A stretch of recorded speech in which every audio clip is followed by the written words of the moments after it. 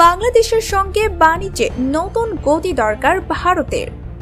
গত 16 ডিসেম্বর বাংলাদেশের স্বাধীনতা লাভের সুবর্ণ জয়ন্তী অনুষ্ঠানে প্রধান অতিথি হিসাবে উপস্থিত ছিলেন ভারতের রাষ্ট্রপতি রামনাথ কোবিন্দ। তার এই উপস্থিতি কৌশলগত দুই প্রতিবেশীর সুসম্পর্ক স্পষ্টভাবে ফুটিয়ে তোলে।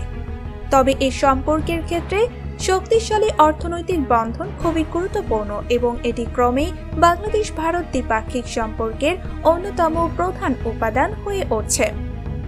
বাংলাদেশ শুধু দক্ষিণ এশিয়ায় ভারতের বৃহত্তম বাণিজ্যিক অংশীদারি নয়, তাদের অন্যতম প্রধান রপ্তানি গন্তব্যও বটে। কিন্তু চীনের ক্রমবর্ধমান অর্থনৈতিক দক্ষতা ও দক্ষিণ এশিয়ায় কৌশলগত বিনিয়োগ সাম্প্রতিক অতীতে বাংলাদেশের বৈদেশিক অর্থনৈতিক প্রোফাইলে ভারতের প্রভাব কমিয়ে দিয়েছে। বাংলাদেশ থেকে 97% আমদানি পণ্য শুল্ক ছাড় দেওয়ার প্রস্তাব দিচ্ছে চীন। কাজে ভারত যদি বাংলাদেশে অর্থনৈতিক প্রভাব ধরে রাখতে চায়, তাহলে বাণিজ্য ও বিনিয়োগে বাধা সৃষ্টিকারী সমস্যাগুলোর সমাধান করতে হবে এবং পারস্পরিক সহযোগিতার মূল ক্ষেত্রগুলো চিহ্নিত করতে হবে। গত এক দশকে বিশ্বের অন্য দেশগুলোর তুলনায় বাংলাদেশের সঙ্গে ভারতের বাণিজ্য দ্রুত বেড়েছে। 2010 সালের 340 কোটি মার্কিন ডলার থেকে 2018 সালে এর পরিমাণ প্রায় 3 গুণ বেড়ে 980 কোটি ডলারে পৌঁছেছে। এমনকি করোনা ভাইরাস মহামারীর মধ্যেও দ্বিপাক্ষিক বাণিজ্য বেশি স্থিতিস্থাপকতা দেখিয়েছে। এই সময় ভারতের বৈশ্বিক বাণিজ্যে 19.8% কমলেও বাংলাদেশের সঙ্গে কমেছে মাত্র 5.5%। আবার 2021 সালে বিশ্বের অন্য দেশগুলোর তুলনায় বাংলাদেশের সাথে তাদের বাণিজ্য বেড়েছে দ্রুত গতিতে। তবে ভারত সবসময় বাংলাদেশের সঙ্গে একটি অনুকূল বাণিজ্য ভারসাম্য বজায় রেখেছে, যা বাংলাদেশের জন্য উদ্বেগের কারণ হয়ে দাঁড়িয়েছে। 2010 সালে ভারতের পণ্য রপ্তানিতে বাংলাদেশের অংশ ছিল 1.4%। 2021 সালে তা বেড়ে 3.5% পৌঁছায়।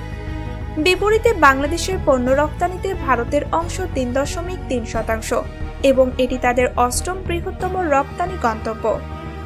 এক্ষেত্রে 1.75% অবদান রেখে বাংলাদেশের 15তম রপ্তানি গন্তব্য চীন। কিন্তু 2020 সালে বাংলাদেশের আমদানি বাজারের প্রায় 30% দখল করে শীর্ষ রপ্তানিকারক হয়ে উঠেছে চীন।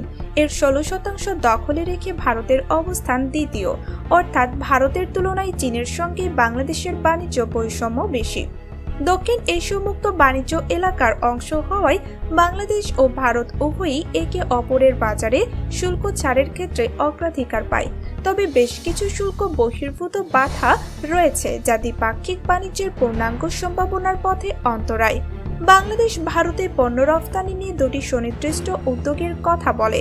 প্রথমত, নতুন ভারতীয় শুল্ক বিধি, যা বাংলাদেশের তৈরি নিশ্চিতকরণের শর্ত দেয়, এবং দ্বিতীয়ত, পাটজাত পণ্য, হাইড্রোজেন পারক্সাইড ও মাছ ধরা জাল আমদানিতে ভারত আরোপিত অ্যান্টি ডাম্পিং শুল্ক। সীমিত বাণিজ্যিক রুট। বাংলাদেশ ভারত বাণিজ্যের শুল্ক বহির্ভূত বাধাগুলোর মধ্যে সীমিত রুট, কাস্টমসে হয়রানি, ভিসা সমস্যা প্রভৃতির কথা শোনা যায়।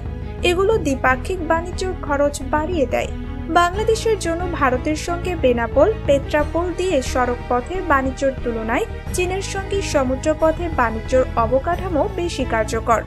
যেসব গুরুত্বপূর্ণ ক্ষেত্র দ্বিপাক্ষিক বাণিজ্যে উল্লেখযোগ্যভাবে বাড়াতে পারে ও যেখানে জরুরি মনোযোগ প্রয়োজন, তার মধ্যে অন্যতম হল বিদ্যমান স্থল সীমান্ত কাস্টমস স্টেশনগুলোর অবকাঠামো উন্নত করা এবং বন্দর জটিলতাবিহীন নতুন LCS তৈরি। বাংলাদেশ ভারতের মধ্যে বাণিজ্যের পরিমাণ বাড়ার সঙ্গে সঙ্গে সেটি আরও বৈচিত্র্যময় হয়ে উঠছে। এটি মানদণ্ডের ক্ষেত্রে পারস্পরিক সামঞ্জস্য ও সনদ স্বীকৃতির প্রয়োজনীয়তাকে আবশ্যক করে তুলেছে।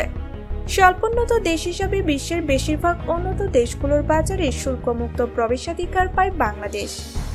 সেক্ষেত্রে বৈশ্বিক সরবরাহ ব্যবস্থায় নিজেদের অবস্থান শক্তিশালী করতে পারস্পরিক সহযোগিতার উপায় খুঁজে দেখতে পারে বাংলাদেশ ও ভারত। একই ধরনের সুযোগ রয়েছে পাট খাতেও। চীনকে নিয়ে উদ্বেগ। তুলনামূলক সস্তা পণ্য রফতানি, আগ্রাসী বিনিয়োগ ও কৌশলগত গুরুত্বপূর্ণ প্রকল্পগুলোর জন্য আর্থিক সুবিধা বাড়ানোর মাধ্যমে বাংলাদেশের বাজার দখল করে নিচ্ছে চীন। বাংলাদেশে এরই মধ্যে গভীর সমুদ্র বন্দর প্রকল্পে অর্থায়ন ও নির্মাণ, বিদ্যুৎ উৎপাদন ও বিতরণ, লাইনের উন্নয়নের মতো বিভিন্ন খাতে বিনিয়োগ করেছে চীনা কর্তৃপক্ষ। হাত দিয়েছে মৈত্রী সেতু, পয়ঃনিষ্কাশন কেন্দ্র, অর্থনৈতিক অঞ্চল, বিমানবন্দর সম্প্রসারণ, সড়ক ও রেল যোগাযোগের মতো দৃশ্যমান অবকাঠামো প্রকল্পগুলোতেও। এগুলো তাদের সম্পর্কে জনমনে ইতিবাচক ধারণা তৈরি করছে। ভারতের বৈদেশিক সম্পর্কের ক্ষেত্রে বাংলাদেশের গুরুত্ব অপরিসীম। এ কারণে চীনকে আটকাতে অবশ্যই বাংলাদেশের সঙ্গে অর্থনৈতিক সম্পর্ক বাড়াতে হবে ভারতকে। এটি বাংলাদেশের জন্যও ভালো, কারণ চীনের সঙ্গে বাণিজ্য তুলনামূলক প্রতিকূল এবং এতে চীনা ঋণের ফাঁদে পড়ার আশঙ্কা রয়েছে।